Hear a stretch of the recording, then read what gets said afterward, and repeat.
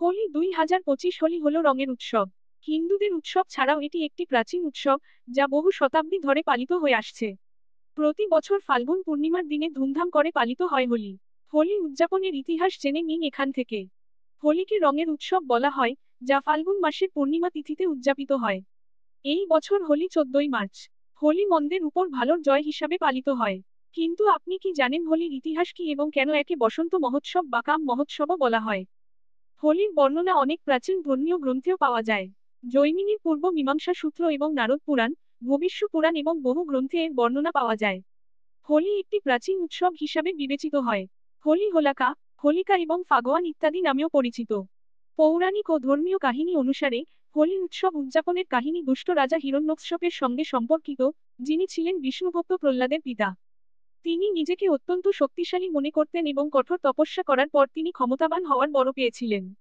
কিন্তু তিনি তার ক্ষমতার অপব্যবহার করেছেন। কিন্তু পুত্র প্রহ্লাদের স্বভাব পিতার চেয়ে সম্পূর্ণ ভিন্ন ছিল। তিনি দিনরাত ভগবান বিষ্ণুর ভক্তিতে মগ্ন থাকতেন। প্রহ্লাদের স্বভাব দেখে বাবা হিরণ্যকশ্যপ রাগ করতেন। তিনি প্রহ্লাদকে বহুবার ভগবান বিষ্ণুর উপাসনা করতে নিষেধ করেছিলেন এবং তাকে নিজের পুজো করতে বলেছিলেন। কিন্তু প্রহ্লাদ বাবার কথা শোনেনি। অবশেষে হিরণ্যকশ্যপ প্রহ্লাদকে হত্যা করার সিদ্ধান্ত নেন। তিনি তার বোন হোলিকাকে প্রহ্লাদকে কোলে নিয়ে বসতে বললেন। কিন্তু ভগবানের মহিমা এমন ছিল যে, হোলিকা আগুনে পুড়ে ছাই হয়ে গেল। প্রহ্লাদ হোলিকার কোলে বসেও ভগবানের নাম জপ করতে থাকেন, তাই তার কিচ্ছু হয়নি। এরপর ভগবান বিষ্ণু হিরণ্যকশিপুকে বধ করেন।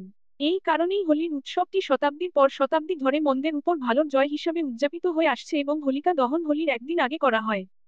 হোলি হিন্দু ধর্মের অন্যতম প্রধান এবং প্রাচীন উৎসব। এর ইতিহাস এতই পুরানো যে এটি যীশু খ্রিস্টের জন্মের বহু শতাব্দী আগে থেকে পালিত হয়ে আসছে। বেশ কিছু মধ্যযুগীয় চিত্রকর্ম, যেমন 16 শতকের আহমেদনগর চিত্রকর্ম, মেওয়ার চিত্রকর্ম, বুন্দি মিনিয়েচার ইত্যাদিতেও হোলি খেলাকে বিভিন্ন উপায়ে দেখানো হয়েছে। বিন্ধ্য অঞ্চলের রামগড়ে অবস্থিত একটি 300 বছরের পুরানো শিলালিপিতেও হোলির উল্লেখ করা হয়েছে, যা প্রমাণ করে যে খ্রিস্টের 300 বছর আগেও হোলি উদযাপন করা হয়েছিল।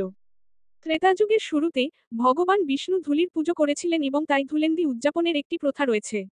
অন্যদিকে হোলিকা দহনের দ্বিতীয় দিনে রঙ্গাৎসব পালনের প্রথা শ্রীকৃষ্ণের সময় থেকেই শুরু হয়েছে বলে মনে করা হয়। ফাল্গুন মাসে পড়ার কারণে এর নাম হয় ফাগোয়া। হোলি উৎসব বসন্তে পালিত হয়। এটা বিশ্বাস করা হয় যে বসন্তে পালিত হওয়ার কারণে এটিকে বসন্ত মহোৎসব এবং কাম মহোৎসব বলা হয়েছে। কামদেব সম্পর্কিত কাহিনী অনুসারে, সত্যযুগে এই দিনে, ভগবান শিব কামদেবকে ধ্বংস করার পর, তার স্ত্রী রতির অনুরোধে পুনরায় কামদেব রূপে জন্মগ্রহণ করার বর দিয়েছিলেন। সেই কারণে হোলিকে বসন্ত মহোৎসব বা কাম মহোৎসবও বলা হয়।